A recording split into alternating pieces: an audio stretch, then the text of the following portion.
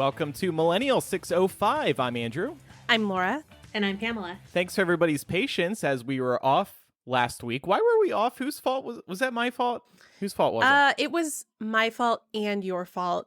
We were both unavailable, and we did not want to throw Pam to the wolves.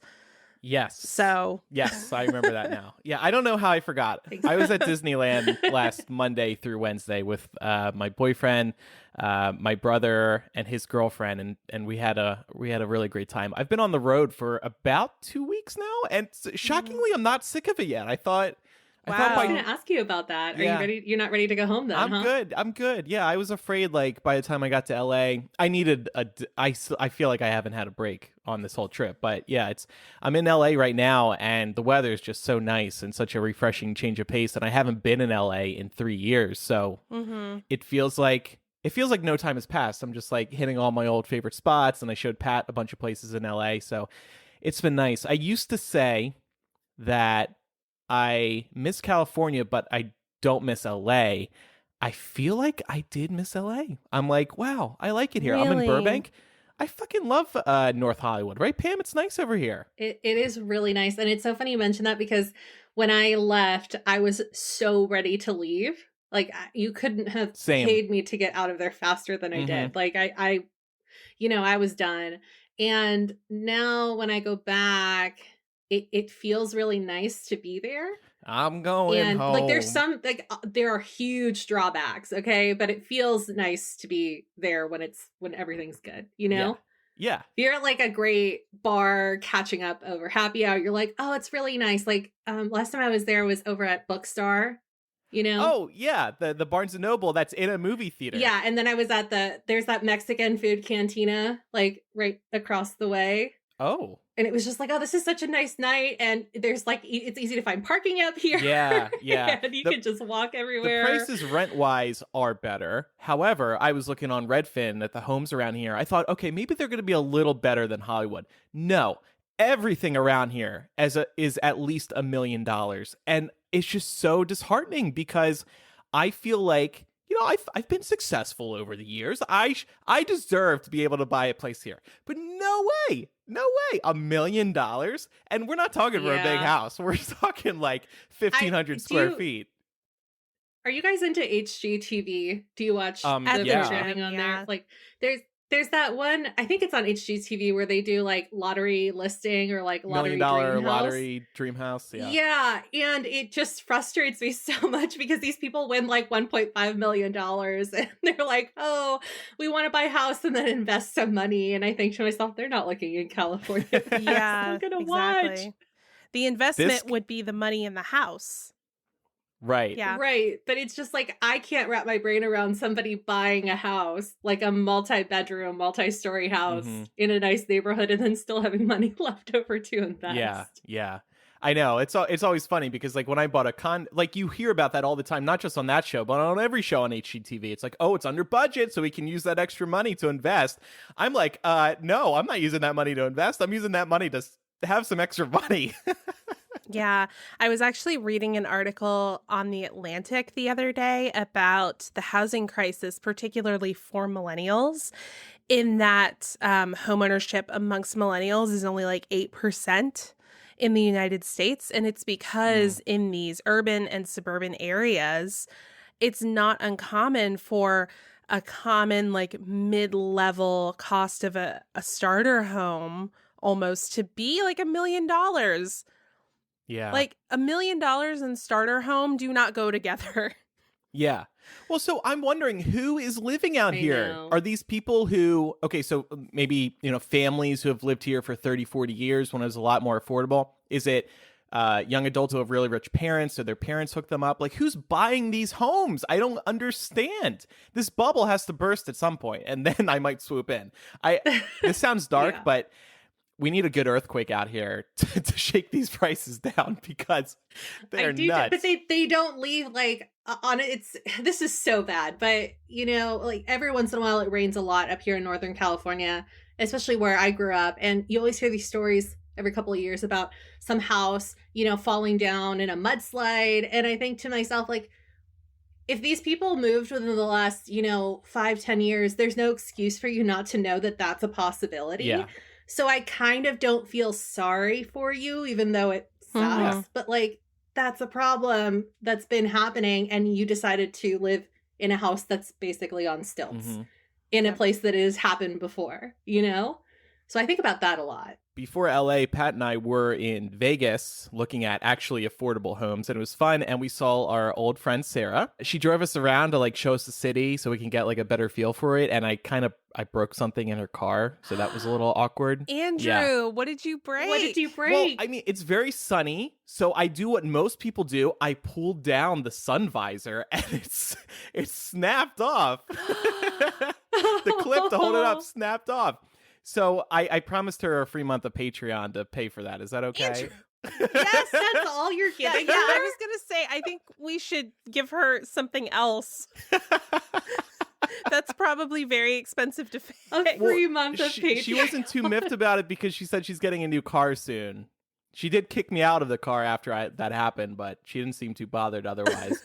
The problem is I'm jacked, so like anything I touch has a good chance of breaking. My voice cracks as I say that. I'm jacked.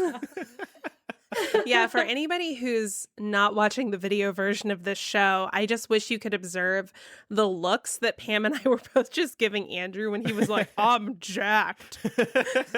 Actually, I'm wearing my Slytherin Spirit jersey, and it does wrap around my arms nicely. Do you see that muscle? It does.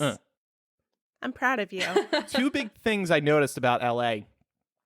Differences since the last time I was out here. One, and this is a sad one, the homeless population has gotten out of control, unfortunately. I mean, every exit off the freeway, there's a tent city, and it's just really sad to see.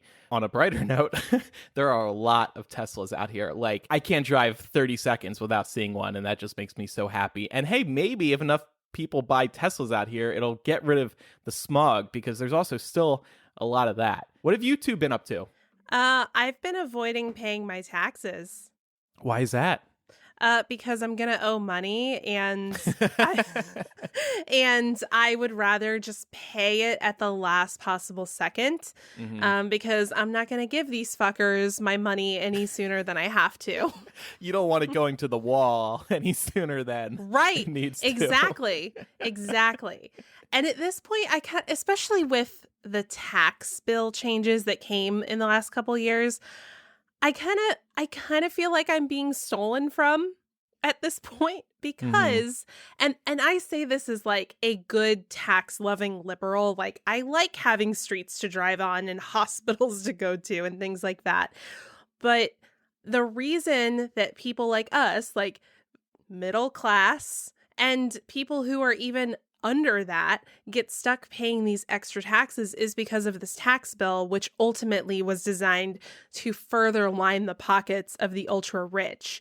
So I feel really salty about that. And I'm not going to let the IRS come arrest me or anything, but I'm also not going to fork over any more money any sooner than I have to. Why do you have to pay taxes this year? Did you just planned badly? No offense. Like, aren't you like withholding enough money to not have to pay taxes? So under the old regulations, like where the standard deduction was $6,500, I never had a problem. It's only been since these new tax regulations have gone through that the last couple years I've owed. Oh, I see. Yeah. You know what I hate? When your accountant says, oh, don't forget you have to prepay taxes for the next year. I'm not doing that. You're just giving the government a loan. Yeah. So no, I'm not. Even with Hypable last year, because we had to pay a lot in taxes last year, they were like, oh, I'm going to remind you to prepay your taxes. I'm like, okay. Well, my accountant low-key sucks, so she never reminded me, and I never paid ahead. And like, our taxes were way different this year than they were last year. So I'm glad I didn't prepay either. I get it. Like, it helps so you don't get hit the following year, but still, no, I'm not giving, especially this administration, a loan. Yeah. For a lot of people that overpay and then get money back, it's like you have this false sense of joy because you think you're getting a tax return, but you're not. It's really just money you shouldn't have had to fork over earlier. Exactly. Or at all. Well, exactly. And this shouldn't be so difficult. Like, it shouldn't be this balancing act of like, Let me make sure that I'm withholding the exact right amount of money and accounting for any changes to my income that might come over the course of the year that I'm not currently aware of, just in case. It's like companies like TurboTax, H&R Block, these are the ones who are consistently lobbying our Congress to make it difficult for us to file our fucking taxes. Oh my gosh. So that we have to pay for their services. Yeah. So every time I use TurboTax, I'm just sitting here like, fuck you. You know, I've been getting some slimy emails from TurboTax this year. I can't quote them. I don't have them readily available. But these subject lines look like I've already created a TurboTax account and it's ready to file, and I've uploaded info. I have not used TurboTax for years, and yet I'm getting this stuff from them because they want me to use their service, and it's disgusting, really. Yeah, they keep your information on file. Like if you put, like for instance, Hypable, TurboTax remembers Hypable year after year. Like I go in and they're like, "Did you still work for Hypable Inc.?" And I'm like, "Yes." Yeah. Or like this subject line. They got me like not long ago because it, like, you know, they go, "Oh, we'll just like, if you still work here, you can just like, we'll just you know, automatically input the information." But then you have to like pay extra for that, for them to do that. Yeah, it's crazy. You know? Yeah. And then I was just like, why am I doing this? I could have just filled it in on my own. It's not that hard. But February 7th from TurboTax. Please sign in. W-2s are ready. What W-2s? January 31st. Please sign into your account. 2019 tax season update. No, misleading. Bad Turbo. And you're like, oh, what kills me is their top image, like their banner image on their website right now, shows a woman like smiling with her phone, and then it shows her screen, and it's like, you got a refund of $3,400. I got that too. Great job. Great refund. And I'm like, fuck you. Nobody's getting that. Who's getting a $3,000 refund? Oh my gosh. I'm looking at this email right now. Everybody's getting fooled. Because you fall for that, of course. You see that and you're like, oh boy, I bet I can get $3,000 too. Look how happy she is. No, the best thing that you can do is just donate as much as you can so that you can push yourself to the point where you can itemize your deductions. Mm-hmm. That's it. Yeah. Pam, what's new with you? Oh my gosh, I feel like I'm going to bring the mood down. But, you know, we talk about life stuff on here, and this is life stuff. So at some point, eventually, we will know somebody that dies, and maybe you will have to help out with funeral arrangements. So my grandpa passed away last month, and we knew that we didn't want, as a whole family, to do a big funeral because we thought that it was just too much stress. So instead, we decided to cremate him, and we were going to, as a family, scatter his ashes, which sounds really simple. But apparently there are a lot of rules when it comes to how and where you can scatter the ashes. And it took so much longer to get the process done because you have to get, like, the funeral home has to get a permit from the city to actually cremate the body. And then you have to wait on a permit from the city that allows you to scatter the ashes. Oh. When you decide to do that, in case anybody stops you. But here's the kicker. We thought that we could just scatter him anywhere. And it turns out you have to be 500 feet away from the coast, which is really hard to do. Like, it doesn't sound like a lot of, like, a big distance, but it was strangely difficult. And we spent the whole day driving around San Francisco, which was really nice. And then we finally decided to just go and pay one of the fishermen to take us out into the bay to do it. Yeah, because they will sometimes, like, take you out for a small fee out in Fisherman's Wharf. Like my uncle was the one that had the idea. And, you know, like, my family's been in the city for a while, so he kind of just, like, knew. I don't think that's, like, common knowledge. He's like, yeah, we'll just go over and ask if anybody has time, and, like, it'll work. And it, sure enough, it did. So ended up being fine, but it was a whole big thing. So FYI for So in other words, you can't throw them on land anywhere. No, technically not. And as this was happening, I couldn't stop thinking about people that scatter their loved ones' ashes at, like, Disneyland. Yeah, I was just going to bring that up. You know, they have a code number for that when that happens, apparently, because it happens a lot. And so they need a special cleanup crew. And like, honestly, here's the other thing too.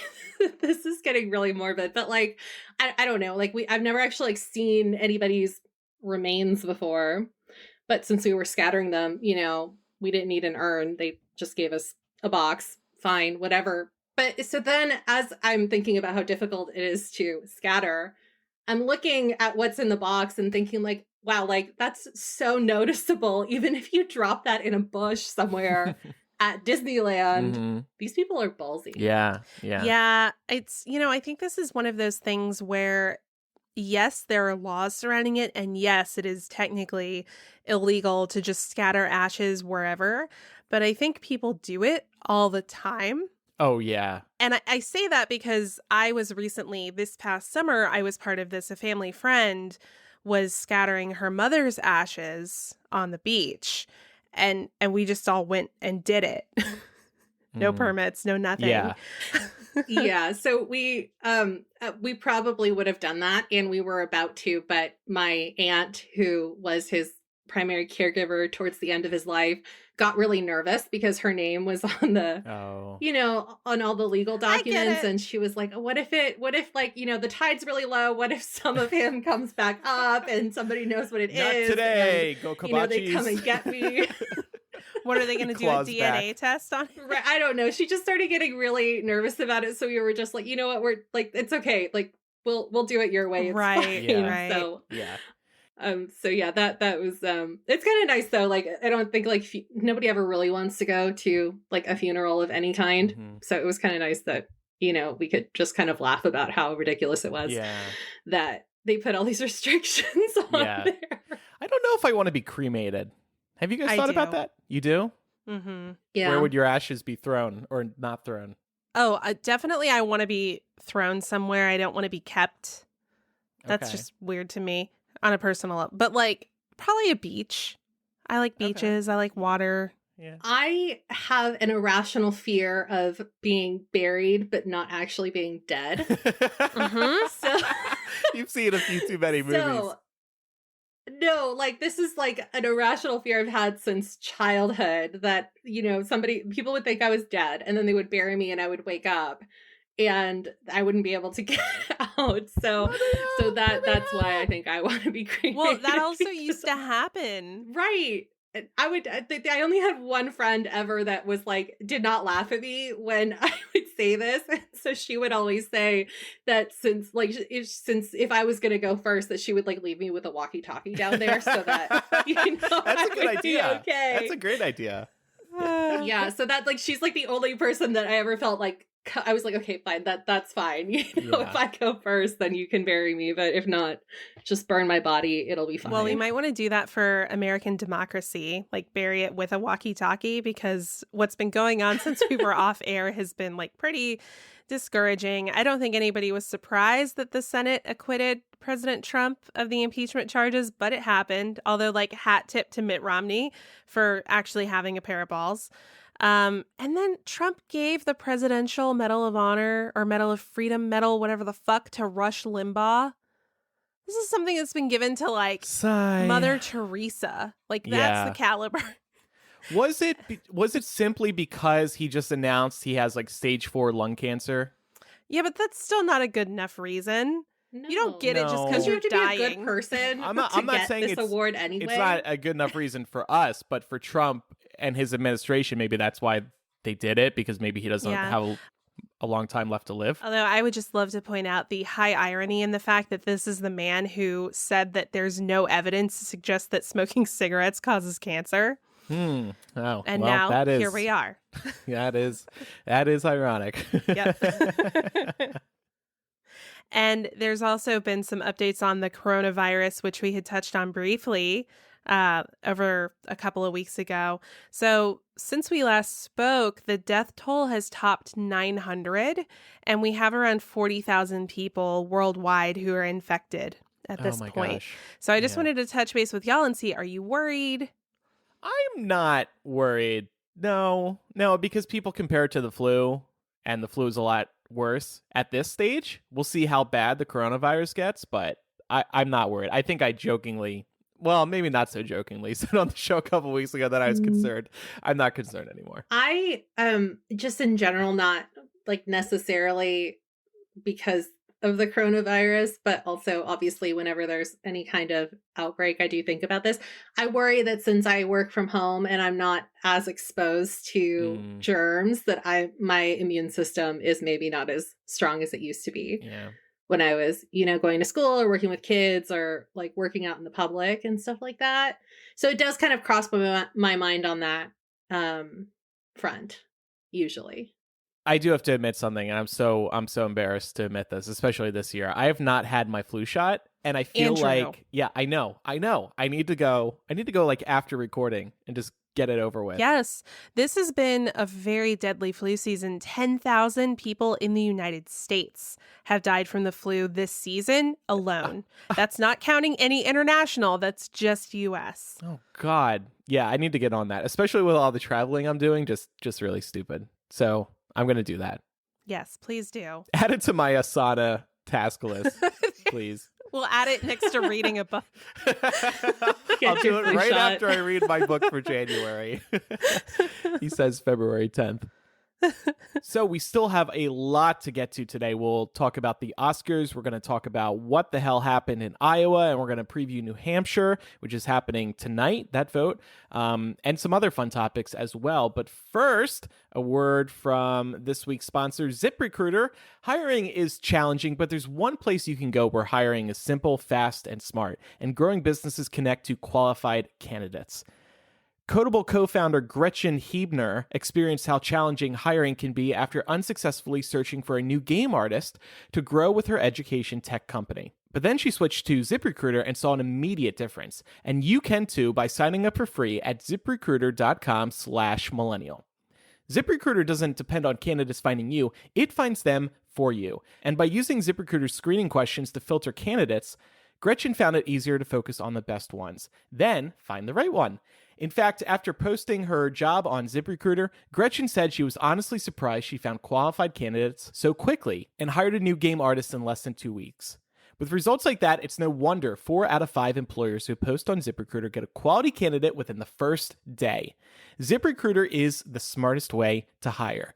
See why ZipRecruiter is effective for businesses of all sizes. Try ZipRecruiter for free at our web address, ziprecruiter.com/millennial. That's ziprecruiter.com/MILLENNIAL. So the Oscars were Sunday night. I have to say, maybe I was just drunk, but I thought this was the best Oscars in recent memory. What did you think, Pam? I mean, they definitely kept us on our toes. I can't remember a ceremony quite like this one. There were a couple of curveballs for sure. But I think overall, this hostless approach is probably for the best. It definitely adds more variety. Yeah, it adds more variety, and the celebrities seem to want to avoid it these days because they just get shit on social media. And they're wondering, why am I doing this? Why am I bothering? And who knows what the pay is, but maybe it's just not good enough for to stick your neck out there like that. Yeah, that's a good point. What did you think of Janelle Monáe's opening number? I really loved it. So instead of having a host, they had her with this opening number. It was an original song, and you saw a lot of movies that actually weren't nominated were featured. Some were, like Joker. But it was a lot of fun. It was really powerful. And Janelle is just incredibly talented. So seeing her rip that song apart was awesome. I was mainly following Pam's coverage. And Sorry, but I guess you're welcome. No. Thank you. It helps me because I did not tune in, but I did catch a couple of what I thought were pretty interesting moments, like Joaquin Phoenix's acceptance speech. Little unhinged. That dude's weird. Little unhinged. Well, he played Joker. He has to be a little weird. He took on Milk, and Pat was not happy about that. He was very angry. Yeah, I thought of Pat, actually. I did. He hated Joker. So after that happened, I said, now you must really hate Joker. Another nail in the coffin, Yeah, huh? Exactly. Another highlight I thought was Into the Unknown. That's a big song from Frozen 2. It was performed by Idina Menzel and the international artists who perform as Elsa in the film Around the World.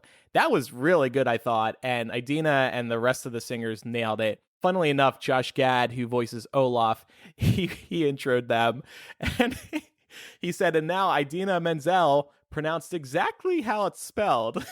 A reference to the Adele Dazeem flub we spoke about a few weeks ago. That was just so great, and everybody was laughing their ass off in the theater. And then there was this tribute to all of the songs that are closely associated with the movies they are based on, and vice versa. All kinds of songs. So there's this montage introduced by Lin-Manuel Miranda, and then at the end of the montage, out comes Eminem to perform Lose Yourself. And the whole song, 5-6 minutes. And I thought it was really good, but a lot of people on Twitter were like, what the hell? Why did he come out to do this? Pam, what did you think? Was that like weird or appropriate? Well, okay, so I thought it was shocking because, nobody was expecting it, and it kind of didn't really make sense. They didn't really offer up an explanation.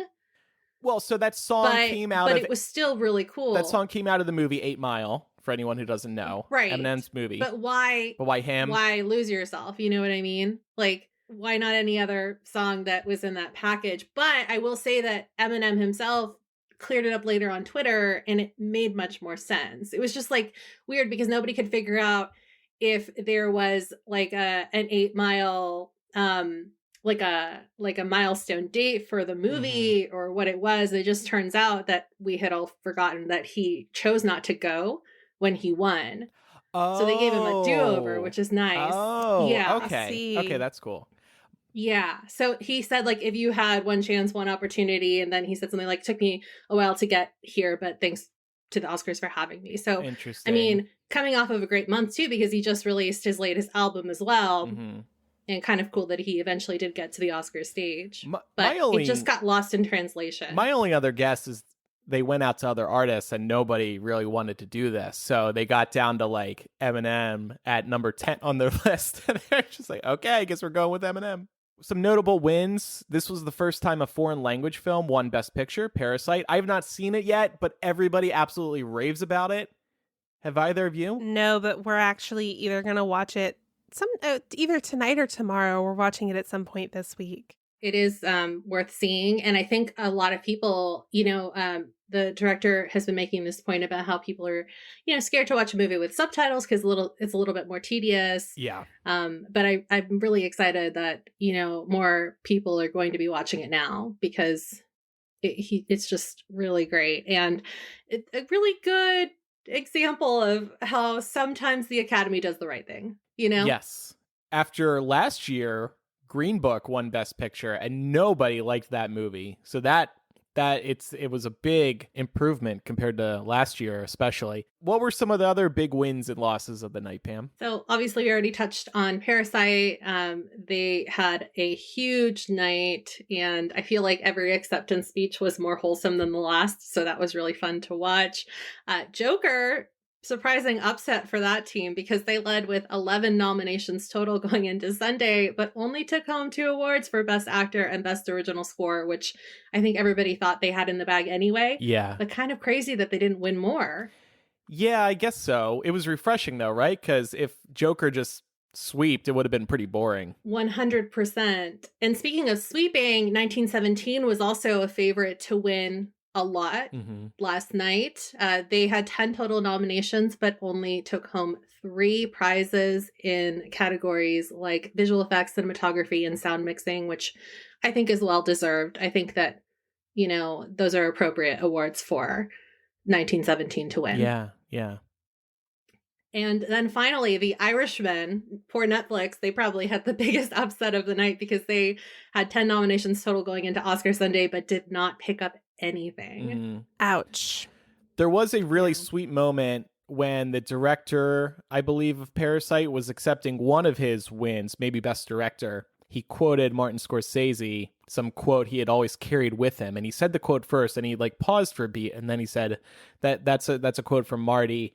And everybody just really loved it because they didn't realize at first that it was a Martin Scorsese quote. And then to give him a really touching tribute in that way, it meant a lot to Scorsese and I think the audience on a whole. Imagine beating Martin Scorsese. Like, wow, that's quite the honor.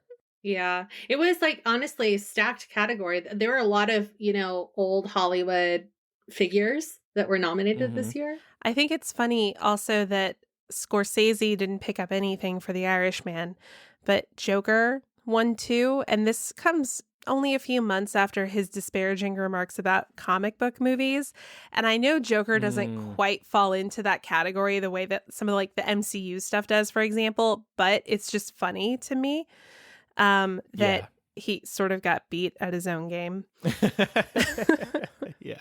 That is sweet irony for sure.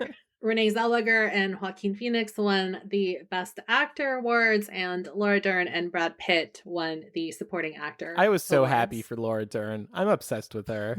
I love her. She's great. Did you guys see the Laura Dern package at the Spirit Awards the night before? No.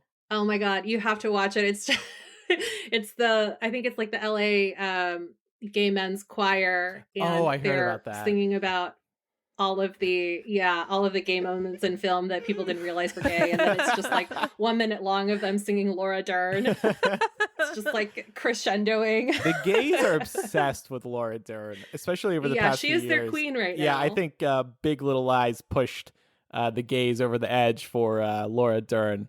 She is my favorite in that show. Yeah. She's carrying, I mean, like, that show is really good, but she also carries it on her back. Yep. So she definitely does. Just every role you watch her in, you want her to be your mom. Like, that's how I feel, at least. Like, she's just such a great motherly figure and so sweet and such a good actress in all these roles that she plays.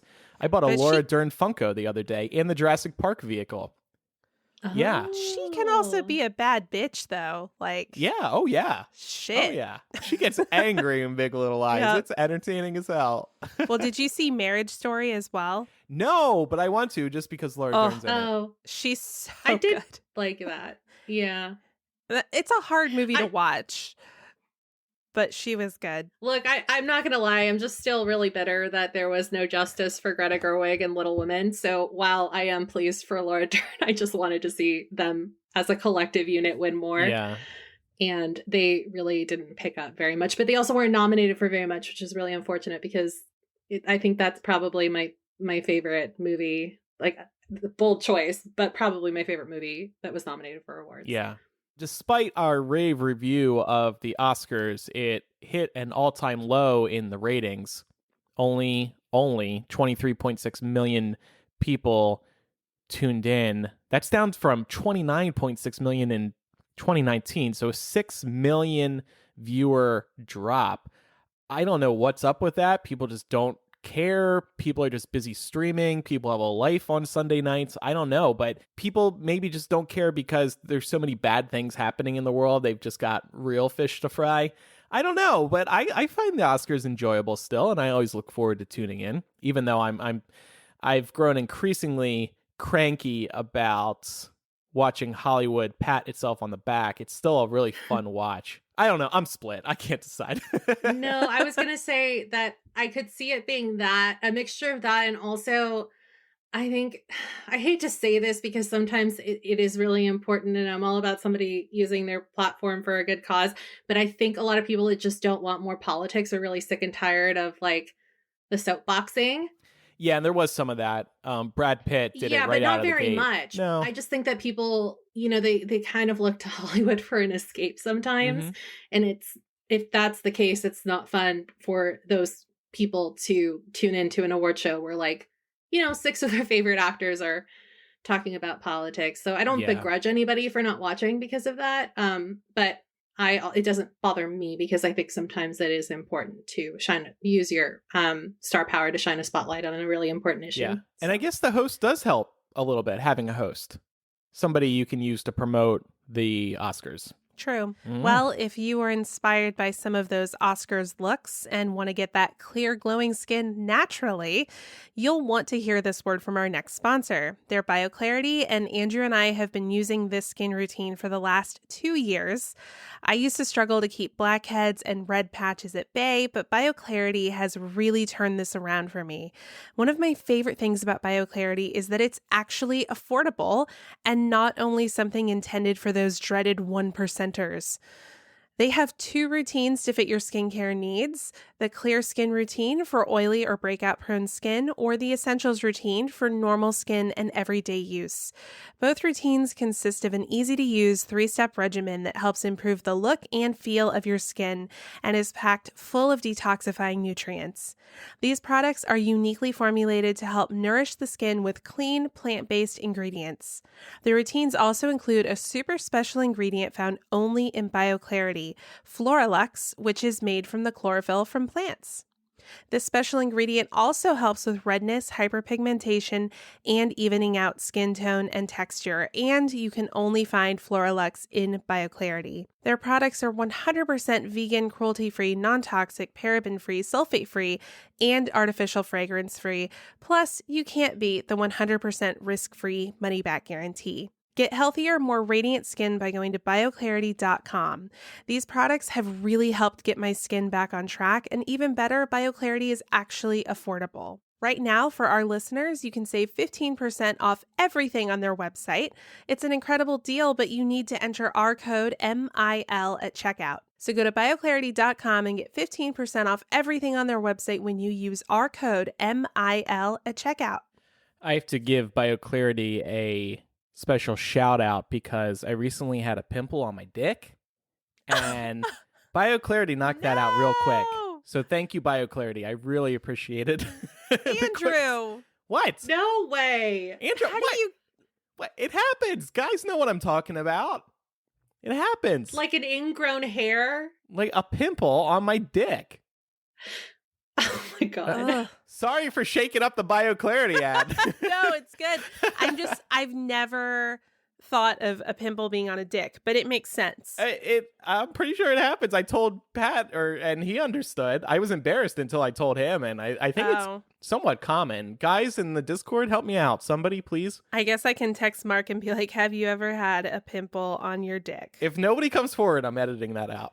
No. You shouldn't do that. Oh, wait, hold on. You just got a reply here. What, from BioClarity? From Katie in the Discord. From BioClarity. Oh, okay. Katie's backing me up. It happens to her husband. Yeah, there you go. Thank you, Katie. Try out BioClarity. No, I mean, it makes sense. I'm just imagining you face masking your penis. No, just like spot treatment. Just like step 2. I get it. Laura, what happened in Iowa? We were off, and we were all still following Iowa, and oh my gosh, we didn't get results for days. I think a better question would be, what didn't happen in Iowa? An answer didn't happen in Iowa. Yeah, and we can kind of rewind. So basically, Iowa this year, they're doing caucuses just like they do every time. But because of some complaints that came out of the 2016 run in Iowa, they decided to implement a few other data sets. So they were looking at who was most popular after the first round of caucusing, who was most popular after realignment happened, and then also looking at delegate counts, and then one more thing. Mm-hmm. And they were going to use an app to upload all of this data from the various caucus sites. Well, the app crashed. So they couldn't obtain the data for literal days, like Andrew mentioned. And finally, by the time we started getting data, they only released 62% of the results initially, at which point Buttigieg was shown to have a very narrow lead on Sanders, although that's effectively a tie in my book. Mm-hmm. But really, what this whole snafu did, was it kind of took the wind out of any sales of momentum that would come out of Iowa. Right. Because even though we don't actually get the firm results out of Iowa for a week or so after the caucus happens, typically enough numbers are in early enough in the night of the caucus that they're able to make a call about a winner pretty confidently, and that person gets the Iowa momentum and moves on to New Hampshire. Well, because we didn't get that information until like 3 days after, in my opinion, nobody's really getting that Iowa momentum. Yeah. And there's been a lot of controversy between the two frontrunners about who actually won. So that would be Buttigieg and Sanders. And it's kind of made things turn nasty. Yeah, they've been attacking each other a lot. Yeah. And Biden's been swinging as well because he got 4th, which was a surprise. I'm looking at our predictions from a couple weeks ago. Pam and I, well, we all predicted Biden would be in the top 2. I'm excited by the fact that Pete did so well. I don't think anybody saw that coming. You have to remember, this guy is basically coming out of nowhere. He was just a mayor in Indiana. Nobody really knows him, but he did go to war. He is very well spoken. People kind of compare him to Obama in terms of his way of speaking. His thoughts are collected. He's a smart guy. And he is gay. And it's a feel-good moment, I think, for the gay community. Even though I know plenty of gay people who are not fans of Pete, it is impressive to see somebody who is openly gay do so well in Iowa. I mean, I'm not holding a guy's hand in Iowa. I'm not out in Iowa. So for Pete to pull that off is impressive. It speaks to where America is moving as a nation. So that warms my heart. Yeah. Bernie supporters, not very happy that a recount is happening. They wish it was happening sooner. There's been some drama in our Facebook group about that as well. Yep. But, you know, I don't see what the big conspiracy is in terms of the timing. It's just been a whole mess. So sure, they could have done it sooner, but I can also see why they didn't do it sooner. There's no way they could win. Because of this snafu with the app crashing and the data not being available, and also the fact that they added so many data sets to this caucus in order to guarantee more transparency. When everything went up, like when everything was up Schitt's Creek, there was nothing that they could do to possibly make everybody happy. It just wasn't, because their tool for guaranteeing transparency fucked up. And what killed me about this was I was like, okay, so y'all, first of all, worth noting that both Biden and Buttigieg had made financial contributions to the developer of this shadow app. And by the way, that name is not good. Right. Don't hire a company with an app called Shadow. That's sketchy as hell. And also, like, come on, in 2020, after everything that's happened, do you think that even if you had, like, and I'm assuming positive intent here, but even with positive intent, do you actually think that people are going to hear about you making financial contributions to a vote tallying app and not think that's weird? Mm-hmm. Sorry. Right. We don't need another butthurt emails. Yeah, you know? Exactly. And that followed Hillary to the grave of her 2016 campaign. Yep. It's following her now, and we're well past that. And she never got away from it. So stop giving people reasons to think that you're somehow more corrupt than Trump. Right. This was also frustrating because it was like we were on the heels of a Senate acquittal. Mm-hmm. And then Iowa was like the first big audition to the country. And then the Iowa Democratic Party fucked it up. Right. And there's already a lot of skepticism over Iowa being the first and getting so much attention. And now we're rolling our eyeballs again over this. Yeah. So Iowa, we'll probably forget about this come, 2024. But, well, they can't make this mistake again. No. But it was really embarrassing for the state. Even the candidates, I think Bernie said at one point, I'm forgetting about Iowa. Like, he was just freaking over it. Honestly, they have to. They have to at this point. They need to focus on, New Hampshire. And then, coming up South Carolina. They can't keep focusing on, honestly, a state that provides like either 1% or less than 1% of the delegates that they would need in order to clinch the nomination. Yeah. Iowa only matters because we say it matters. Right. That's it. And because it's first. Yeah. It just gets... Yep, exactly. But we've got New Hampshire. I wanted to get everybody's feelings about how we think the candidates are going to do there. Well, the polling seems to indicate that Bernie and Pete are going to do well again. They seem to be neck and neck within a margin of error. It seems like Bernie might win. And I'm happy about that because I think this will help cool the Bernie fans a little bit. Because if Pete won again, I think they would scream conspiracy again for whatever reason.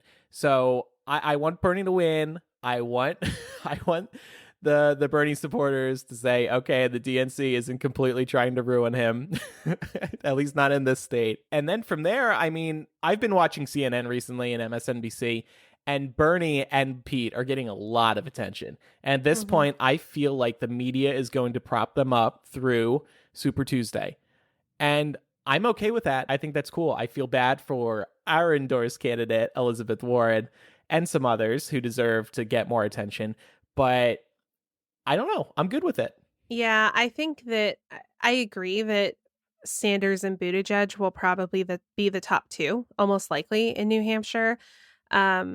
Particularly, I mean, this is, again, not a super diverse state, but also New Hampshire is in Vermont's backyard, right? So I think Bernie will play very well there.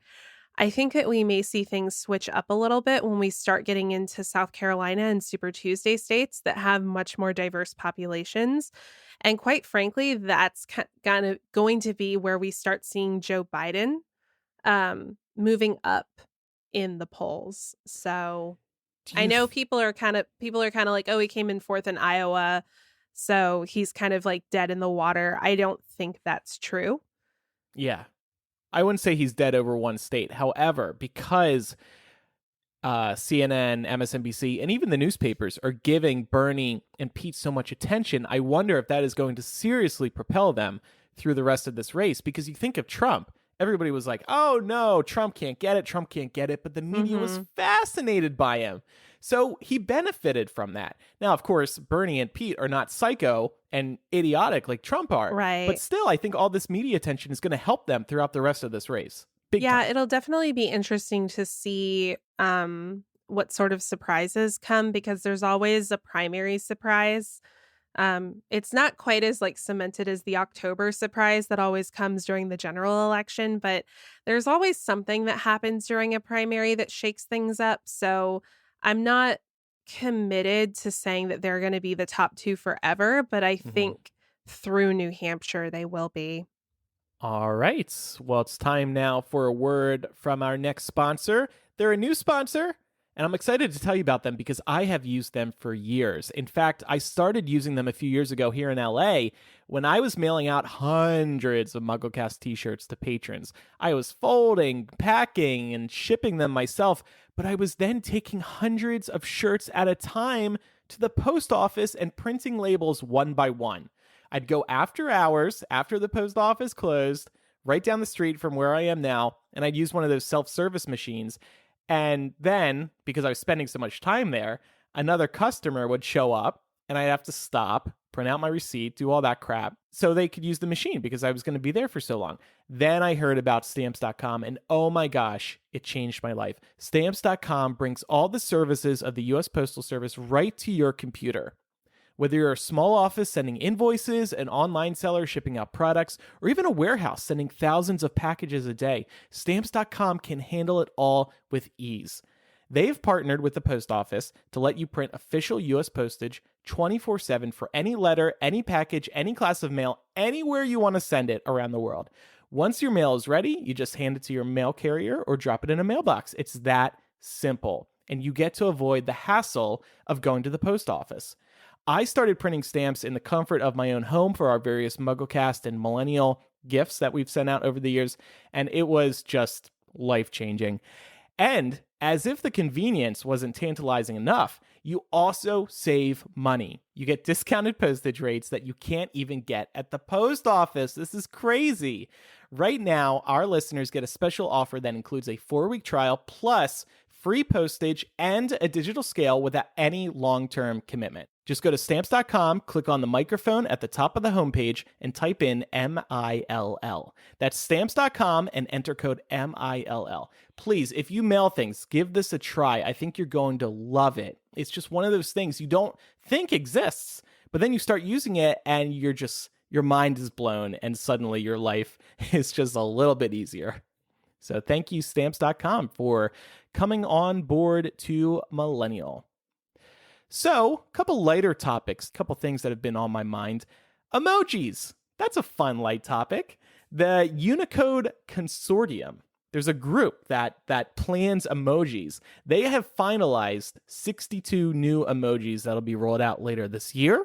Highlights include smiling with a tear, a disguised face, pinched fingers, a trans flag, a magic wand, a beaver, a seal, and then there's some random shit like a rock, wood, flatbread. Yeah, there's like a pressed panini sandwich here. Why?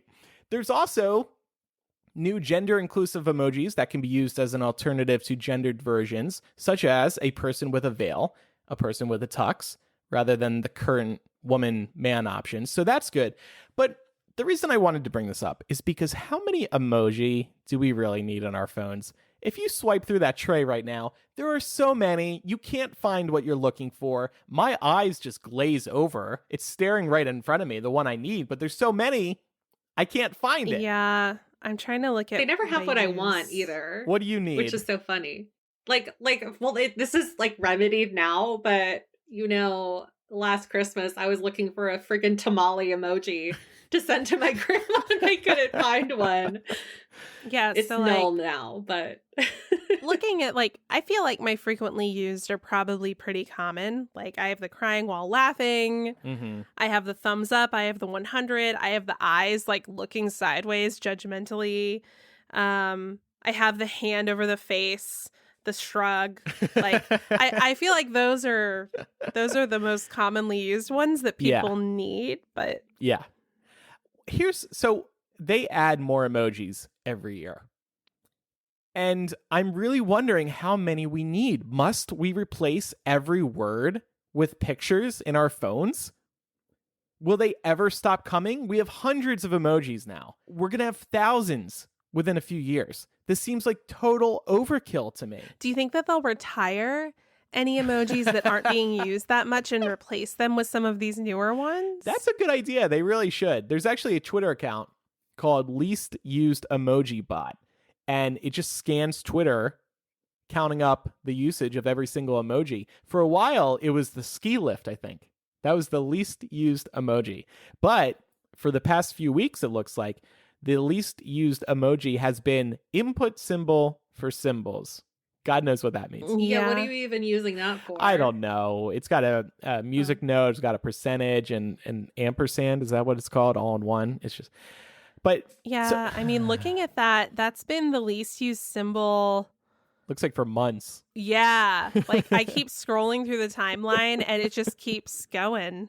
I just think we need to hit pause on new emojis for a few years because I really think this is getting crazy. Let's use our words. Let's remember how to spell things. Not everything has to be an emoji. Let's just calm down, please. I'm going to disagree with that to a certain extent. I think when people talk exclusively in emojis, it's not an effective way to communicate all the time. But emojis and GIFs and these things are able to communicate sentiment that wouldn't necessarily come across with as much emotion as if you typed it out. To type crying while laughing instead of sending the joy emoji that has the tears while the emoji's laughing. Right.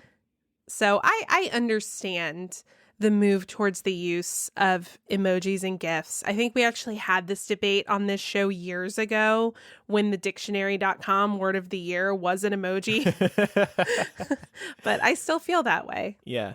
Isn't it crazy, though? I was thinking about this the other day. 10 years ago, emoji didn't exist. I don't think. Maybe it was a little bit longer, maybe 15. Can you imagine just getting a peek at the future and you're seeing all these little pictures in our text messages and our emails and our social media statuses? We'd be like, what the hell is going on? The emoji, only used to be in Japan, I believe, right? And for a time, you had to go into your iPhone settings, go into keyboards, go to Japan, and then there was the extra emoji keyboard. You had to turn it on. It wasn't on by default. And then I guess 6, 7, 8 years ago, Apple was like, okay, these are becoming a thing, and it just became on by default. Fascinating how it's changed over the years. But at the same time, like people are still sending smiley faces, like sideways smiley faces, or like so it's like it kind of it's just evolved, right? Right. Will you two ever use the flatbread emoji? Maybe. Yeah, maybe that. I bet you that's going to be the new flat earther symbol. Yeah, right? Kind of like, people that are really into holographic glitter use the CD-ROM emoji. Yeah. That's like the official holo. Or of course eggplant and the peach are used for sex. Right, exactly. Yeah. Everything ends up with a double meaning anyway. So this pinched fingers one, I feel like that could be actually useful. Yeah, it's like chef's kiss, right? Yeah, that or also like making a point about something. Right? Oh, yeah. Like when you feel really emphatic about something and you're like, no. What are your most popular emoji?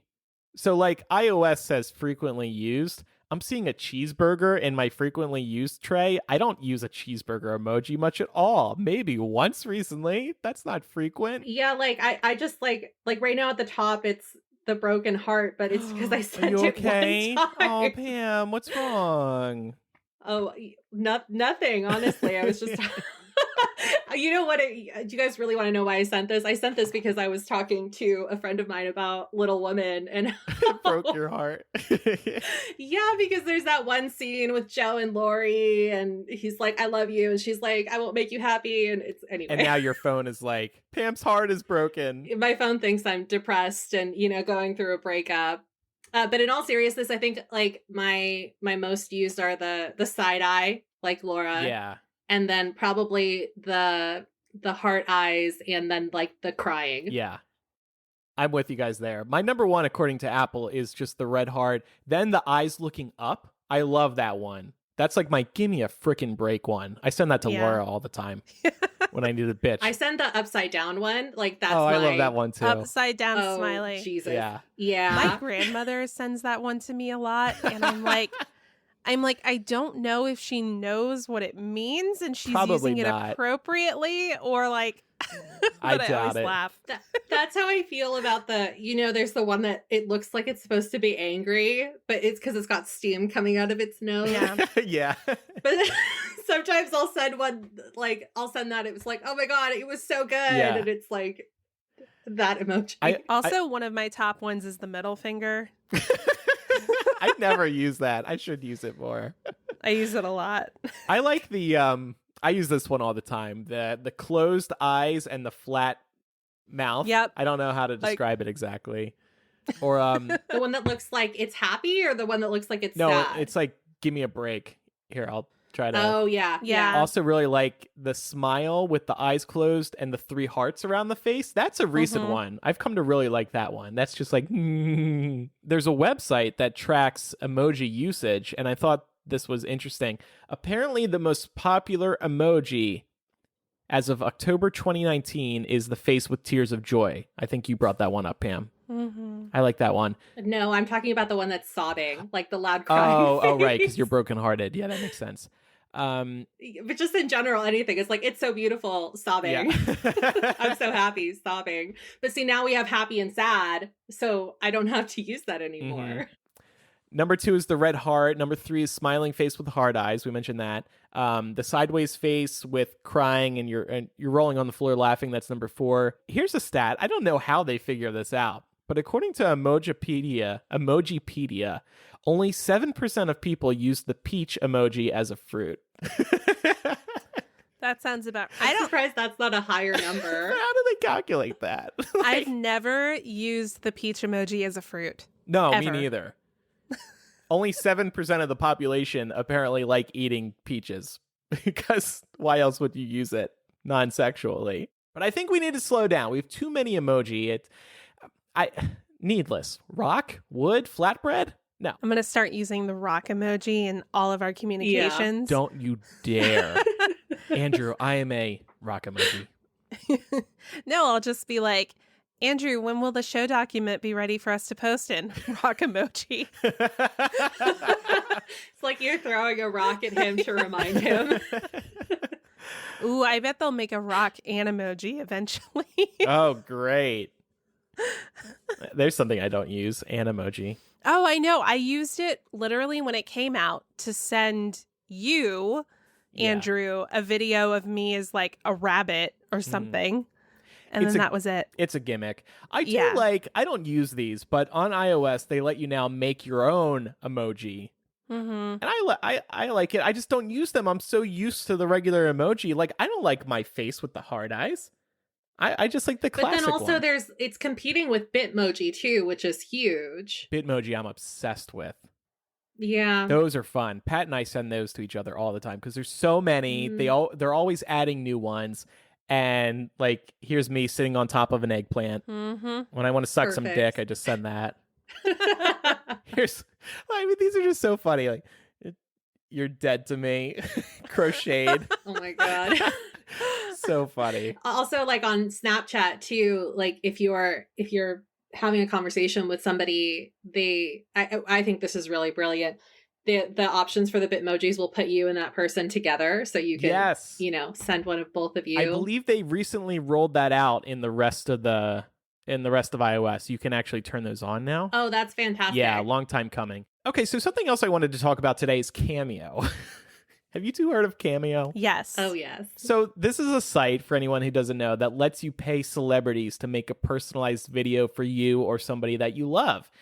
People do this for special occasions, birthdays, etc. You can give the celebrity some info to work with, like how old a person is turning or what someone is celebrating, etc. And then Cameo's taken off thanks to this unique opportunity, I think, to actually have a celebrity record a personalized video for you. They're looking straight into the camera. They're usually like sitting on their bed or the couch or like wherever they're traveling and just spending a moment doing something for you, for a price, of course.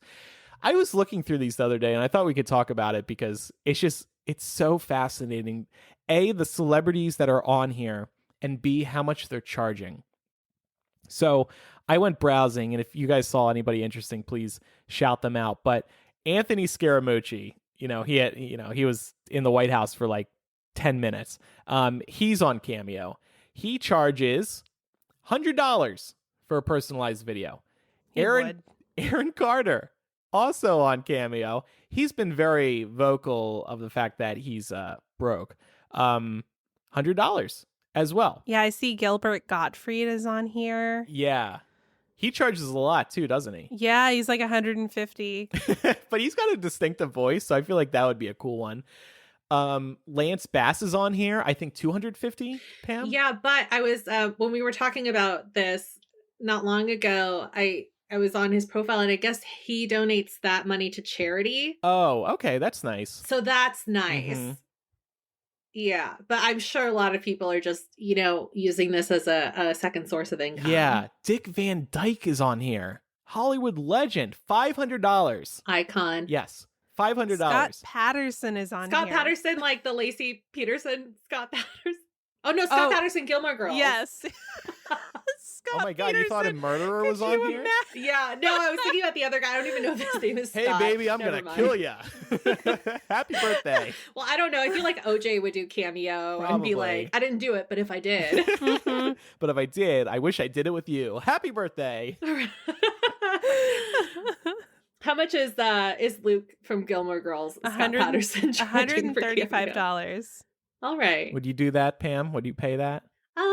I don't know. I was trying to think about who I would actually pay to do this for me, but I don't know if I could wrap my brain around spending that much money. Yeah. Leslie David Baker from The Office. A lot of Office stars are on there. $300. You know what? So I saw that high price. It makes sense because The Office is still a huge hit. Everybody's still obsessed with Office. If you were obsessed back then, you're still obsessed now. So they can get away with that, I think. It's cool. And it's Paula Dean.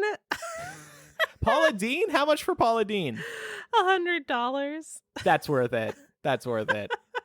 Yeah, maybe she'll say something racist. Just said that Toby Lauren is on here too. I want Paula Dean to say butter me up. Yeah, and I think that Sean Spicer is on there as well. I think I saw the other day. Oh my God. There's a lot of people on here that I don't know who they are.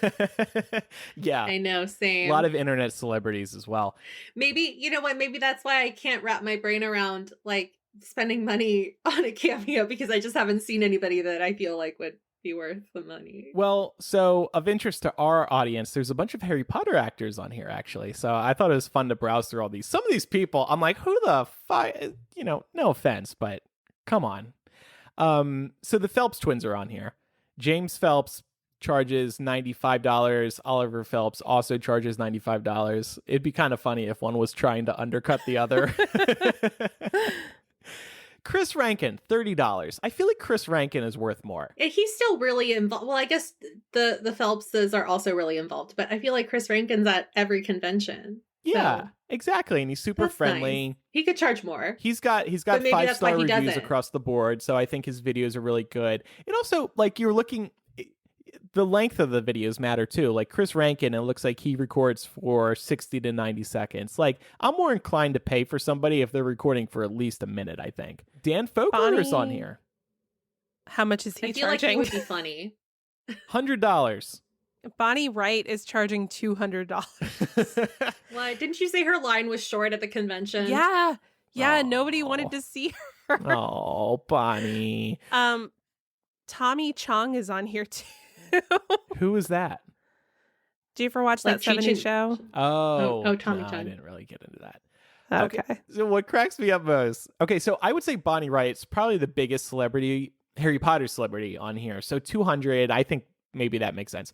Jamie Waylett is on here. That dude got kicked out of the Harry Potter movies for growing weed, and now he's on Cameo. You know what? He deserves the pocket change. It's fine. He got screwed out of the last check. Oh, man. And you can see the videos he's recorded, and he's got a thick accent. Like, I could barely understand what he's saying. He charges $60. I feel like that's high. Like, you cannot charge more than Chris Rankin, Jamie Waylett. Even Victor Crumb charges less than him. I wonder how many requests they get. Like, yeah.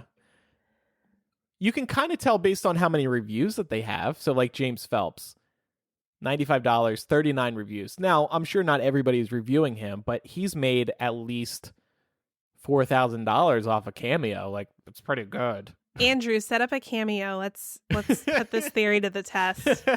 What theory to the test? Just to see like how many requests you get. No, I'm gonna get zero requests. You could put yourself under the Harry Potter category. Oh my God! I feel like some of these people weren't even in the movie. Yeah, Sean Biggerstaff. This one's kind of sad to see because like I used to have a major crush on him, and now he's not super cute. I'm not even gonna click now. I was about to. I mean, he's not ugly, but he's not the Sean Biggerstaff. I can't have it be ruined. Okay, it's fine.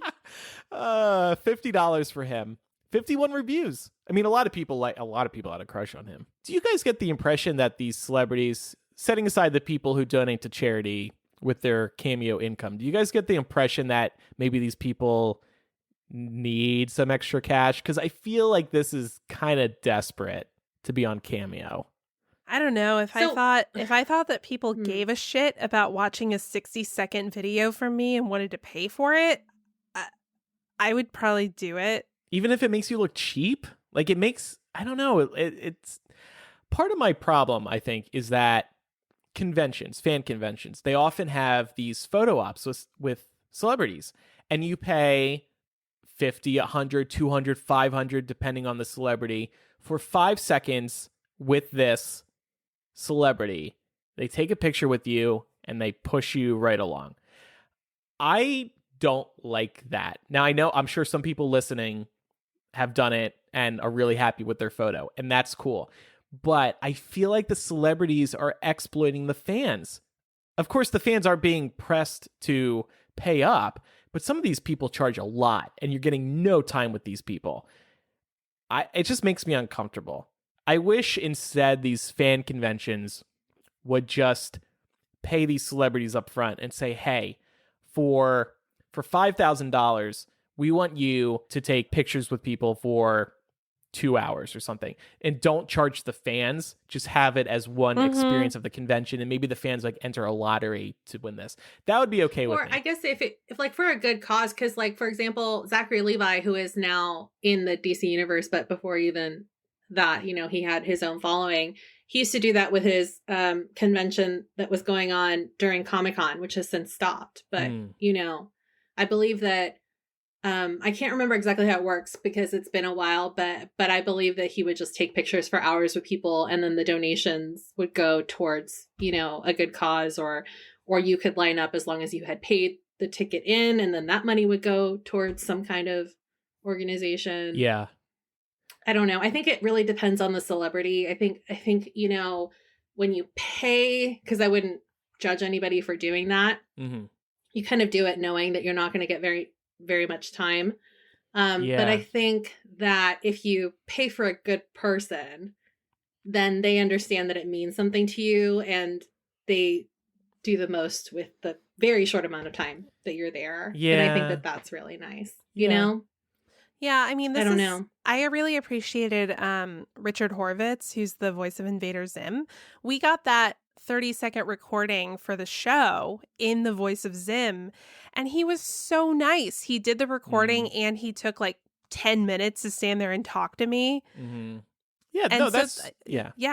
And that was like $40. Yeah. That I thought was worth it. Right. 10 minutes, that is a lot of time. But normally with these photo op or autograph lines, they just push you right through because they have so many people to get through. And not like the Marvel lines. I know what you're getting at. Yeah. You know, now with Ace Comic-Con and stuff like that, a lot of these big stars are going, and, you know. Some life, though. I mean, man, once you make it in some of these shows, you could be set for life on these convention circuits. Just going to panels, they'll fly you out there, they'll put you up, they do everything, and then you can make some money off these autograph sessions and photo sessions. I just always think of the Walking Dead stars, like they're on like a season or two, and then they're going to fan conventions for the next 10, 15 years. It's crazy. So Andrew's that's the way like, to do it, or get on like a CW show. Yep. And you're set. Andrew's like, how do I get like a small recurring role on an AMC or a CW show? Somebody is asking, what about Bruce, Andrew? What about Bruce? Like, how was that? Because that was, did you pay to meet him? Yeah. Or? You know how much you paid? $20. $20. See, that's great because you paid the price of the book, probably, right? Price of the book, signed, and a photo. He didn't want to take advantage of me. That's why I hugged him. That's and great. And said he means everything to me. We stand Bruce. Yeah, exactly. Exactly. Did you say it that confidently, though? Or were you more like, you mean everything to me? That would have been longer than 5 seconds. I would have been pushed along before I could complete the sentence. No, I was surprisingly calm. Thank you, Lexapro. Yep. And thank God for iPhone live photos, because if you press into my photo with Bruce, you can see us coming out of our wonderful hug. So good times. Honestly, that's the best feature ever, because I mean, I think I've talked about this before. I hate asking for pictures with celebrities, which is, I think a lot of people don't understand that, especially because of what I do and like what you do as well. I know that you find this equally awkward, but a handful of times, like I can count on one hand the number of times I've, you know, gotten a picture with somebody that I do actually really enjoy. And that feature is so great because it is like a little mini movie. It's like, oh, that was worth it. Yeah, That's yeah. nice. It captures a lot that you would not have seen otherwise. I think about like parents capturing their kids growing up, stuff like that. And you can hear the noise too in the back. It's like, it's really nice. Yeah, it is sweet. Make sure you have a big iPhone, though, because those take up a lot of storage. All right, so yeah, that's Cameo. If any of our listeners have used Cameo before, let us know how it is. I want to use it, maybe for you too. I just need to find a really shitty celebrity to hire for you too. Maybe you can sort by price, you know? Yeah, you can. Yeah. There you go. And just pick something like under $20 or under $30. I wonder what the cheapest one is. I think it's like 20, and it's some random YouTuber. I didn't know that person at all. You know who's on who cracks me up? Corey Lewandowski. He used to be in the White House. $50. I think that's a pretty good deal. $50 for Corey. And he's like, hey, thanks for supporting Trump. Thanks for helping make America great again. Thanks for believing in God. Like all this random shit. I'm like, oh man, I want to do this for Laura. Drive her crazy. No, hey, but Laura, what you have thanks to for do. supporting Trump. I'd be so mad. I'd be so mad. Randy Jackson is on here, $250. I would just want him to say, pitchy, bro, pitchy. Or like, that's a no from me. That's a no from me, You don't want him dog. to say it's going to be a yes from me, dog? You know who I would actually scream over? Maybe Lance Bass, but Kevin O'Leary, Mr. Wonderful on Shark Tank, he has to be the most expensive on here, though. $1,200. What? That's so in character for him.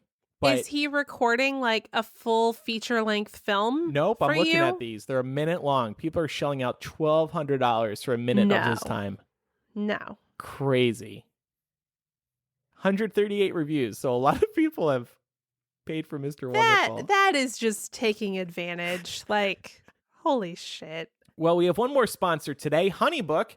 We are lucky to have a lot of creatives in the audience, maybe creatives who can get away with having a profile on Cameo.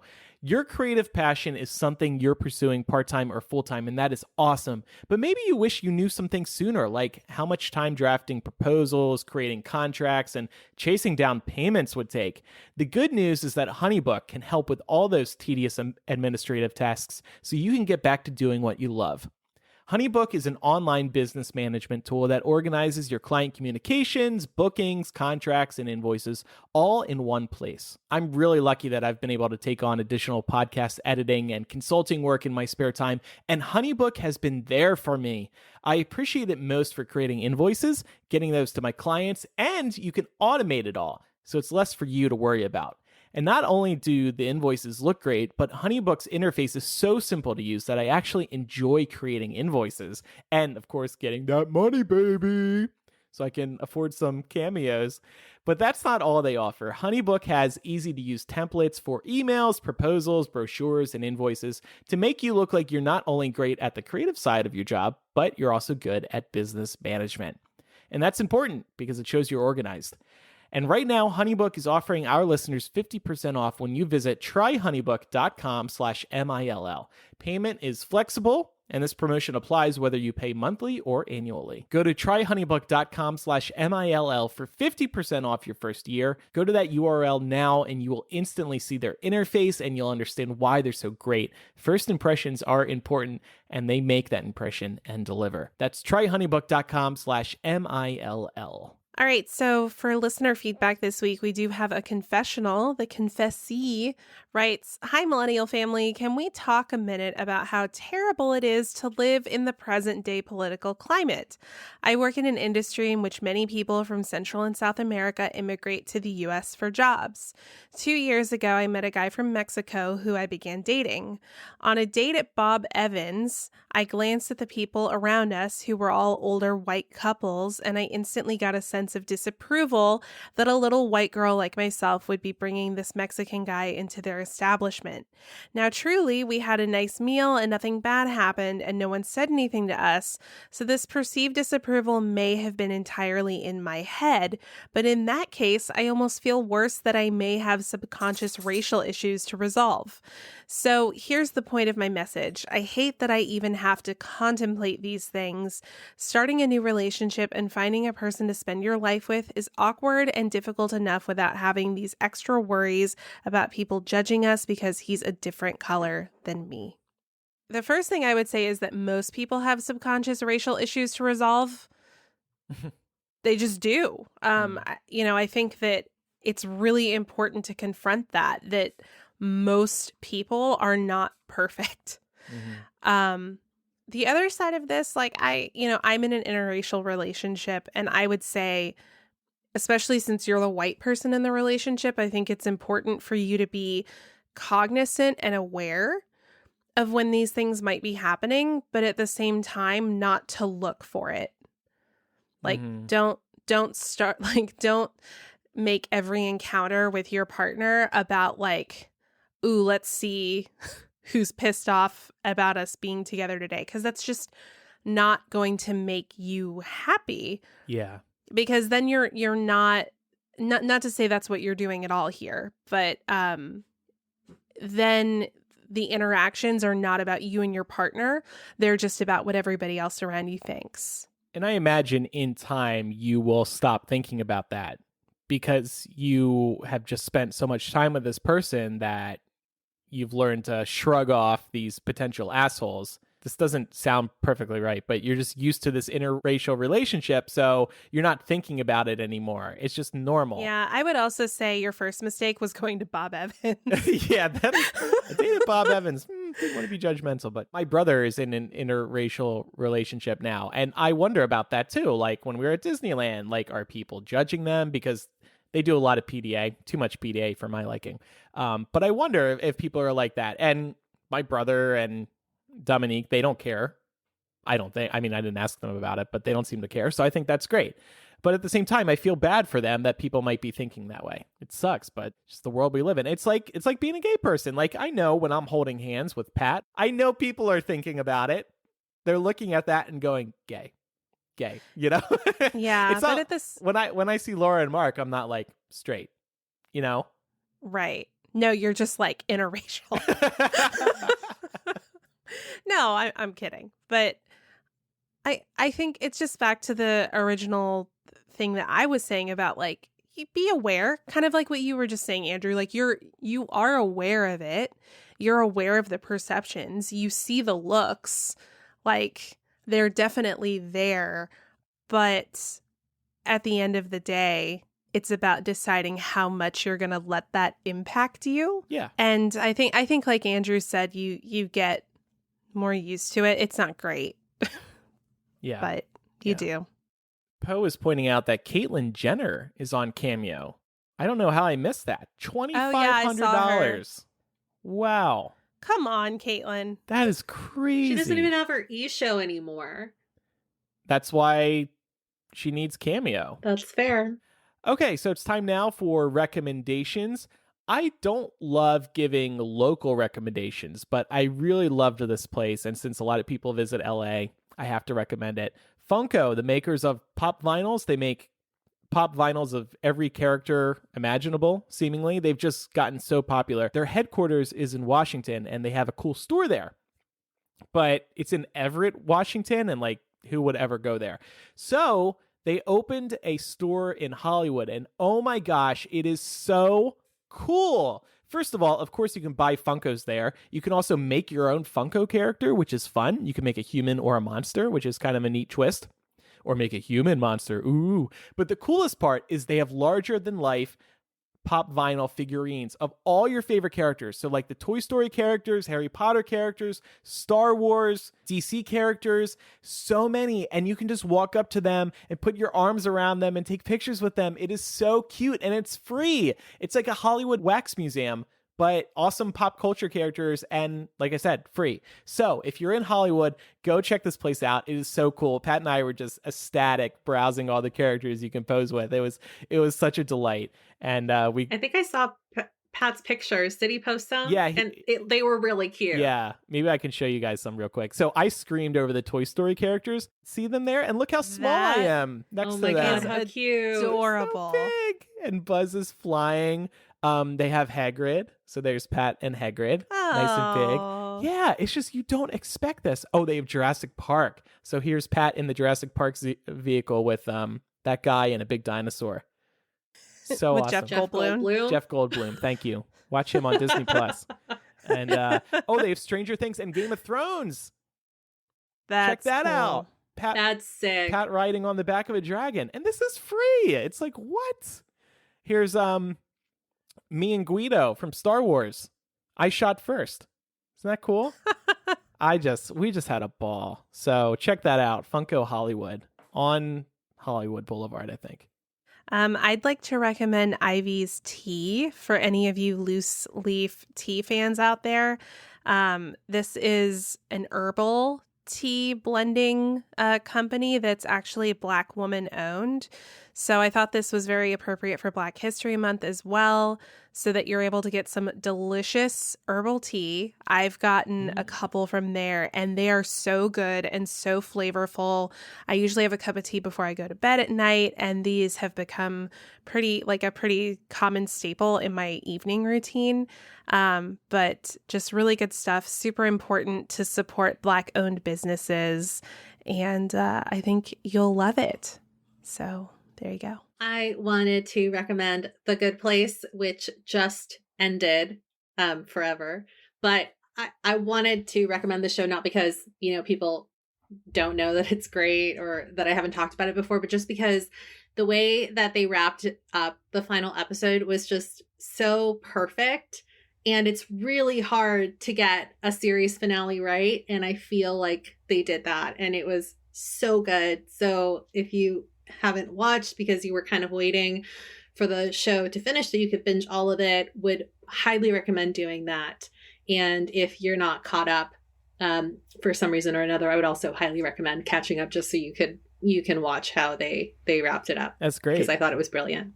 Mm-hmm. The Good Place is a feel-good show, right? Yeah, it gets kind of real. Like, you think you're going to laugh and all of a sudden you're like, oh, that like hit me hard and now I'm maybe crying a little bit. So, okay. But it's just so well done. And obviously like just like any show, some episodes are stronger than others, but it's just great overall. All right. Well, thank you, everybody, for listening to today's episode of Millennial. Don't hesitate to write in millennialshow@gmail.com or use the contact form on millennialshow.com. We also have the confessional there if you want to share any secrets with us. You can also follow us on social media. We are Millennial Show on Instagram, Twitter, and Facebook. What are we doing in After Dark today, Laura? We're going to be talking about cancel culture, something that we've touched on the show before, but there have been some happenings of late amongst previously canceled Hollywood starlets that we thought we would touch on and sort of reevaluate what cancel culture means and how effective it is.